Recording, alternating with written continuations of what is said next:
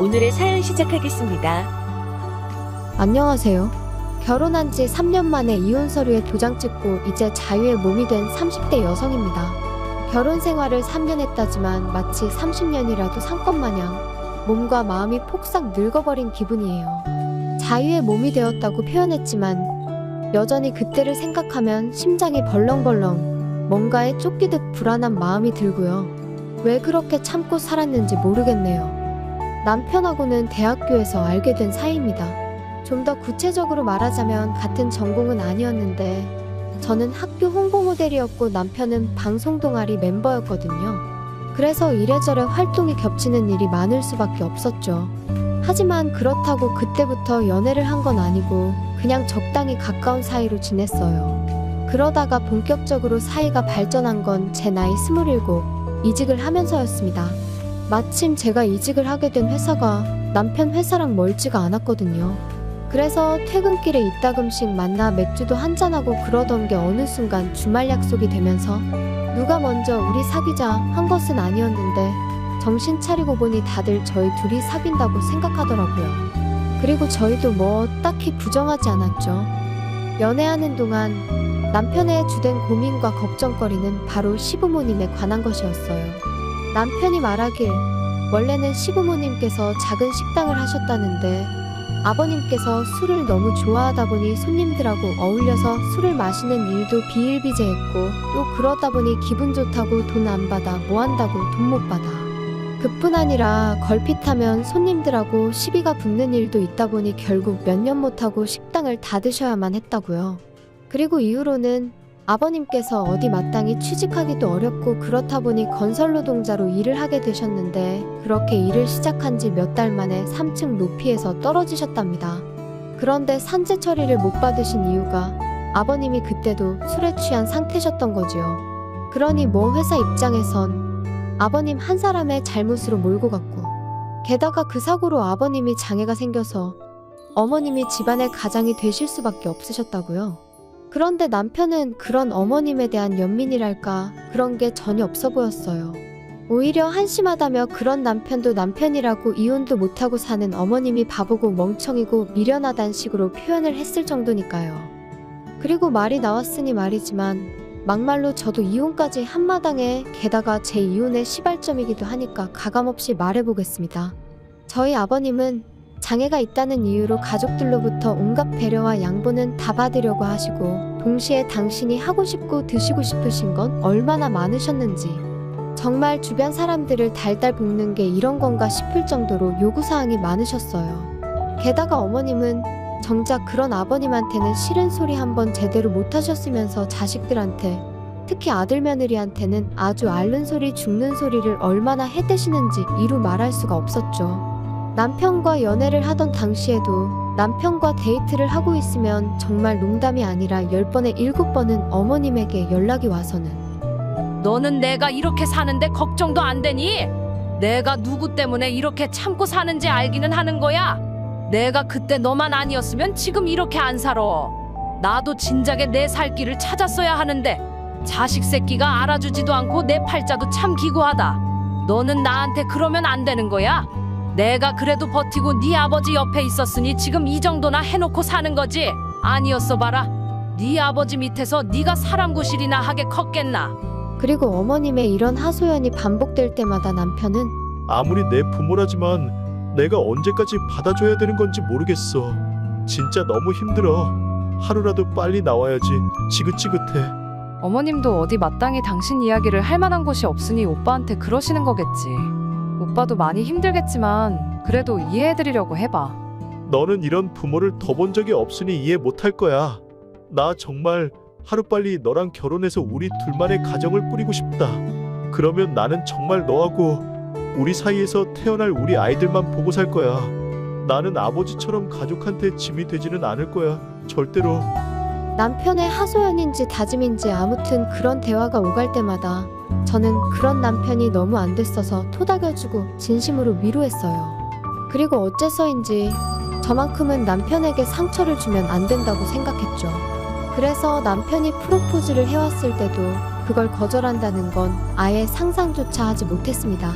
이제 와서 말이지만 남편이 가진 거라곤 소위 몸뚱아리밖에 없는 말 그대로 빈털털이었는데도 괜찮았어요. 다행히 제가 좀 여유가 있었고 남편 말대로 우리 두 사람의 가정을 꾸리면 그때부터 모아나가면 된다고 까짓 거 한번 해보지 뭐 하는 나름의 의지도 있었거든요. 게다가 저희 친정부모님도 워낙 인정이 넘치시는 분들이셨고 진작부터 남편의 사정은 어느 정도 알고 계셨다 보니 그런 부분을 문제 삼진 않으셨지요. 오히려 저와 남편을 다독이며 부족하거나 어려운 건 당신들이 도와주시겠다 말씀하실 정도였거든요. 그런데 식을 올리고 반년 정도 지내니까 남편이 연애할 때랑은 완전히 다른 사람이 되었습니다. 본색을 드러냈다고 표현하는 게 맞을런지 아무튼 언젠가부터 툭하면 이 세상에 자기 엄마보다 불쌍한 사람은 없다는 듯이 말을 하더라고요. 그리고 처음엔 그냥 뭐 결혼하면 남자들이 효자가 된다더니 남편도 약간 그런가 싶었는데 날이 갈수록 이것도 받아주는 게 보통 일이 아닌 거예요. 자격지심인 건지 뭔지 듣고 있기가 얼마나 불편했는지 몰라요. 가령 저희 부모님이 골프라도 치러 가시는 날이면 장인 장모님은 팔자도 좋으시다면서 어머님은 오늘도 건물 청소하러 가신다고 제 앞에서 한숨을 푹푹 쉬어대질 않나. 그리고 남편이 제 앞에서 그럴 때면 솔직히 제가 무슨 말을 할 수 있었겠어요? 어머님이 건물 청소하러 가시는 걸 위로라도 해야 했을까요? 그렇다고 저희 친정부모님더러 골프는 그만 치시라고 해야 했을까요? 왜 그런 시시콜콜한 이야기까지 남편한테 하냐 하신다면 제가 한 것도 아니었어요. 저는 부탁한 적도 없고 바란 적도 없는데 심지어 저희 친정부모님도 부담스러워 하셨는데 그럼에도 불구하고 남편이 저희 부모님한테 시도 때도 없이 안부 전화랍시고 연락을 드려서는 오늘은 뭐 하시냐 다음 주엔 뭐 하시냐 물어대고 그러다가 저런 이야기가 나오면 그때부터 제 앞에서 몇 번이나 울거먹었는지 몰라요. 그래서 한 번은 제가 도대체 나더러 어쩌라는 거냐 도무지 뭐라고 대꾸를 해야 할지 모르겠다니까 그냥 하는 소리랍니다. 부부간에 그런 하소연도 못하냐 그래요. 그러면 저는 그냥 듣고만 있는데 그러면 또 저더러 너는 우리 어머니가 불쌍하지도 않냐? 장모님 일이라고 생각하면 가슴이 아프지 않냐? 미치고 팔짝 뛰겠더라니까요. 그런데 그게 다가 아니었어요. 하루는 퇴근하고 오니까 어머님이 연락도 없이 저희 집에 와 계셨습니다. 어떻게 들어오셨냐니까 집에 오니 아무도 없어서 남편에게 전화를 하셨고 남편이 비밀번호를 알려드려서 들어와 계셨다고요. 황당하고 솔직히 어이가 없었죠. 마음대로 비밀번호 누르고 집에 들어와 있는 시부모님이 계시다는 이야기는 들어본 적이 있었지만 그게 제 이야기가 될 줄은 상상도 못했으니까요. 게다가 오신 이유가 아버님하고 다투셨다는 거예요. 아버님하고 다투다가 내가 언제까지 이렇게 당하고만 살아야 되나 싶어서 집을 나오셨는데 마땅히 갈 곳이 없어서 저희 집으로 오셨다대요. 그리고는 울상을 지으시는 어머님께 제가 무슨 소리를 할 수 있었겠어요. 막말로 아버님은 도대체 왜 그러시냐고 욕을 할 것도 아니고 그래서 그냥 속상하시겠다고 적당히 토닥여드렸습니다. 그때만 하더라도 저도 어쨌든 어머님하고 잘 지내고 싶은 마음도 있었고 이런 일이 몇 번이나 생기겠나 싶었으니까요. 그런데 제 예상과 달리 어머님의 그런 방문은 그날로 끝나지 않았습니다. 이후로도 몇 번이나 반복되었거든요. 게다가 그 횟수가 잦아질수록 아버님 욕이나 신세한탄이 줄을 이루던 처음과 달리 제가 살림하는 방식이나 생활 패턴을 가지고 잔소리를 하시는 일이 잦아지셨죠. 너는 도대체 살림을 어떻게 배웠길래 냉장고 안이 저 모양이냐? 그리고 청소할 때 텔레비전이며 책장이며 위에는 안 닦니? 내가 아까 손으로 훑어보니까 먼지가 말도 못하게 쌓여있더라. 그리고 내가 보니까 옷장 안에 죄다 네 옷이고 우리 아들은 옷도 몇 벌 없고 너 돈 벌어서 다 네 치장하는데 쓰나 본데 너 그러면 못 쓴다. 저는 주방 담당이고 청소는 남편이 해요. 먼지 부분은 오빠한테 제가 얘기할게요. 아니 청소를 왜 우리 아들이 해? 너는 뭐 하고? 저도 돈 벌러 다니는데 어떻게 집안일을 저 혼자 다 해요. 그리고 또 대부분이 제가 결혼 전부터 입던 옷들이에요. 결혼하고서는 저도 돈 모으느라 제대로 된 거 하나 사입지도 못했어요. 아무튼 살림하는 게 영광이야. 마음에 안 들어? 그리고 맞벌이여도 살림은 여자가 해야지. 나는 내가 혼자 돈 벌면서도 집안 살림 다 하고 자식들까지 키웠어. 그러니까 내 앞에서 힘들다 소리는 하지 마라. 그리고 이렇게 대화만 오가고 끝나면 그나마 다행이죠. 문제는 저희 어머님은 당신이 뭔가 지적을 하나 하면 제가 그 자리에서 바로바로 고치길 바라세요. 가령 반찬이 없다 하면 반찬을 바로 하는 걸 보셔야 비로소 잔소리를 멈추셨고, 새로 빨래를 하는 흉내라도 내야 직성이 풀리시는 눈치셨거든요. 그리고 이런 일이 넉 달 넘게 이어지니 저도 정말 돌아버리겠다 싶대요. 그래서 결국엔 안 되겠다 싶어서 남편한테 나 더는 이렇게 못 살아. 내가 어머님 하녀도 아니고 어머님 비위까지 다 맞춰드려야 해? 나랑 둘만의 가정을 꾸리고 싶니 어쩌니 하더니 이게 지금 오빠가 말한 그 꿈꾸던 결혼 생활이야? 나 더는 이렇게 못 살아. 어머님을 못 오시게 하던가 아니면 여기서 끝내. 너무 그러지 마. 너는 우리 어머니가 불쌍하지도 않냐? 좀 이해를 하려고 해볼 순 없겠어? 어머님만 불쌍해? 나는 요즘 내가 제일 불쌍해. 내가 어머님한테 뭐 잘못했어? 어머님이 나 때문에 고생하고 사시는 거 아니잖아. 이럴 거면 그냥 헤어지자니까? 그리고 이런 제 하소연이 효과가 좀 있던 건지 이후로 한 2달 정도는 조용했어요. 어머님이 더 이상 저희 집에 오지 않으셨으니까요. 덕분에 남편과 제 사이도 예전만큼은 아니어도 꽤나 나아졌고요. 하지만 이 평화는 오래가지 않았습니다. 아버님이 말 그대로 대형 사고를 치셨거든요. 그날도 평소와 다름없이 퇴근을 하고 반찬거리를 사서 집에 왔어요. 늘 하던 대로 비밀번호를 누르고 현관문을 열었죠. 그런데 눈앞에 낯선 듯 낯익은 신발 한 켤레가 놓여 있었습니다. 어머님이셨어요. 그리고 상황 파악을 다 하기도 전에 왔냐 하는 어머님의 목소리가 들렸고 동시에 제 심장이 쿵하고 떨어지는 것 같았죠. 연락도 없이 어쩐 일이세요? 자기야, 나랑 잠깐 얘기 좀 해. 이게 지금 무슨 상황이야? 일단 나도 확실히는 모르겠지만 아버지가 어머니랑 상의도 없이 두 분 사시는 집 전세 보증금을 빼셨다잖아. 아버지 말씀으로는 호영오지 않은 동네 형님한테 투자를 하셨다는데. 아무튼 나도 미치겠다 진짜. 뭐? 전세 보증금을 빼셨으면 그럼 뭐 어떻게 되는 건데? 그리고 투자라니 도대체 무슨 말이야? 나도 잘은 모른다니까. 아무튼 그래서 당분간 어머니가 여기 계셔야 될 것 같으니까 그런 줄 알아. 저는 도무지 납득할 수 없는 상황이라 신우에게 전화를 걸었습니다. 그러자 신우가 하는 말이 자기가 정말 어머님을 모셔오고 싶은데 알다시피 자기는 지금 남자친구랑 동거 중이지 않냐며. 그래도 자기가 곧 남자친구랑 결혼도 할 거고 그러면 제대로 된 집을 마련할 테니까 그때까지만 저더러 제발 좀 부탁한다대요. 그리고 아버님은 아버님대로 왜인지는 모르겠지만 있는 대로 화를 내시면서 아는 분 댁으로 가셨거든요. 그러니 상황이 상황인 만큼 제가 뭐라고 말이라도 한마디 잘못했다간 정말 나쁜 사람이 되겠더라고요. 그래서 어쩔 수 없이 울며 겨자 먹기로 알겠다고 했어요. 그리고 그땐 신우가 정말 몇 달 안에는 식을 올릴 것처럼 하도 호들갑을 떨어서 길어야 반년 정도 되지 않을까 싶었는데 자그만치 1년하고도 4개월이 걸렸습니다. 그리고 그 1년하고도 4개월이 저에게는 지옥이나 다름없었죠. 뻔히 남편이랑 제가 맞벌인 걸 눈으로 보시면서도 아침 저녁으로 이거 해라 저거 해라 시키시는 건 물론이고 저 없는 점심시간에 식사를 못 하시는 것도 아니면서 또 아침 저녁으론 반찬으로 이거 해달라 저거 해달라 밥 차려달라 오늘은 입맛이 없으니 국수를 끓여라 이뿐인가요? 시도 때도 없이 저도 없는 시간에 이모님들은 물론이고 어머님 지인들까지 왜 그렇게 집으로 부르셔서는 제 부엌 살림은 물론이고 제 옷장까지 보여주시며 제 흉을 보셨는지. 오죽하면 한 이모님은 당신이 듣다 못해 한마디 하려고 전화했다 하시더니 왜 그렇게 시어머니 심기에 거슬리는 짓거리만 하냐며 저더러 며느리면 며느리답게 처신하랍니다.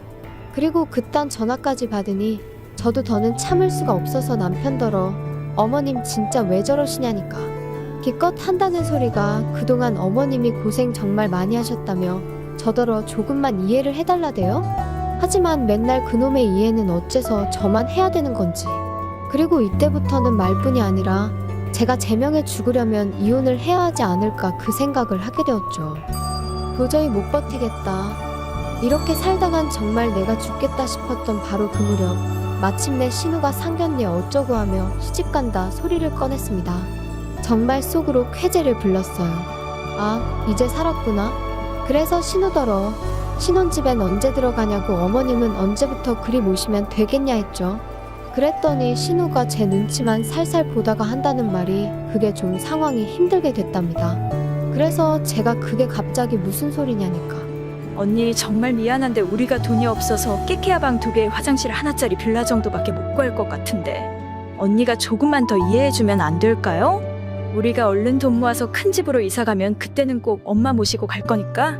아가씨, 이제 와서 그렇게 말을 바꾸면 어떡해요? 안 돼요. 나 더는 못 모셔요. 나 정말 너무 힘들다니까요. 그래도 우리 엄마가 살림살이도 도와주고 언니 좋아하는데 너무 말을 그렇게 하면 나 좀 섭섭해요. 아가씨가 섭섭하고 말고 나는 더 못한다고 분명히 얘기했어요. 언니도 자꾸 그렇게 무대 보러 안 된다고만 하면 안 되죠? 나라고 일부러 안 모시는 거 아니잖아요. 그러니까 그것도 아가씨 사정이고요. 왜 내가 어머님 사정도 이해하고 아가씨 사정도 이해하고 그래야 하냐고요. 당연한 거 아니에요? 언니 맏며느리잖아요. 그리고 우리 한 가족인데 정말 서운하네요. 서운하다고요? 나는 서운한 정도가 아니고 아주 다들 원망스러워 미치겠다고요. 신우랑 얘기를 하다 도무지 답도 안 나오고 우라가 치밀어서 집에 왔어요. 그리고 남편은 그 사이에 신우랑 통화라도 한 건지 제 눈치를 살살 살피더니 기껏 한다는 소리가 당신이 우리 어머니랑 도무지 같이 못 살겠다고 그랬다며. 그래서 내가 생각을 해봤는데 우리가 그럼 희정이한테 돈을 좀 빌려주면 되겠더라. 희정이네가 집을 좀 큰 걸 구하면 어머니 모셔갈 수 있을 거 아냐. 우리가 돈이 어딨다고 빌려줘? 진짜 어이가 없네? 왜 없어? 결혼하고 지금까지 모은 거 있을 거 아냐. 내가 미쳤다고 그 돈을 아가씨한테 빌려주겠어? 빌려줬다가 또 나중에 돼서 못 준다고 하면 그땐 어쩌라고. 어머님하고 합가하게 될 때도 아주 몇 번이나 장담을 하더니 지금 이 꼴을 봐. 그리고 당신도 말하는 것 좀 봐. 퍽이나 약속 지키겠다. 야, 그럼 뭐 어쩌라는 거야? 어쩌긴 뭘 어째. 방이 1개고 2개고 집이 작고 말고 내 알 바 아니니까 약속한 대로 어머님 모시고 가라고 해. 너 진짜 돌았어? 차라리 돌았으면 좋겠다. 그럼 이 꼴 저 꼴 안 봐도 될 텐데.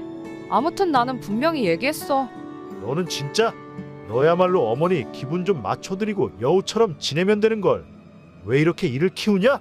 신우와 남편이 번갈아 가면서 저더러 이해 좀 해달라고 사람을 코너로 모는데 정말 환장할 노릇이었어요. 그래서 결국 참다 못한 제가 남편더러 한 번만 더 이러면 더는 같이 못 산다고 정말 이혼이라 했더니 기껏 한다는 소리가 그러면 제가 모아놓은 돈에서 자기 몫은 돌려달랍니다. 그리고 뭐 제가 이혼 요구를 했으니 위자료도 받아야겠다고 그 위자료로 어머니랑 집 구해서 살아야겠다는 헛소리를 하더라고요. 그런데 저희 남편 저랑 결혼할 때부터 이혼하던 그날까지 단 한 번도 저보다 단돈 1,000원이라도 더 벌어온 적 없어요. 어머님이 저희 집에 얹혀 사시는 동안 어머님이 저한테 돈 1,000원이라도 살림살이에 보태라고 주신 적도 없었죠. 게다가 저희 셋이 살던 집 저희 친정에서 마련해 주신 집이었습니다.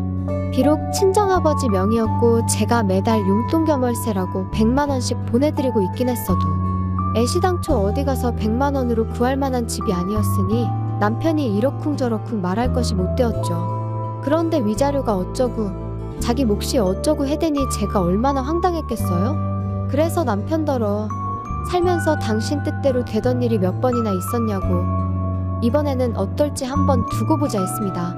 그리고 그 길로 친정 부모님께 결국 그동안 제가 겪었던 일들을 전부 다 털어놓았어요. 참고로 친정 부모님도 제가 원치 않았지만 어쩔 수 없이 어머님과 함께 살게 된 건 알고 계셨거든요.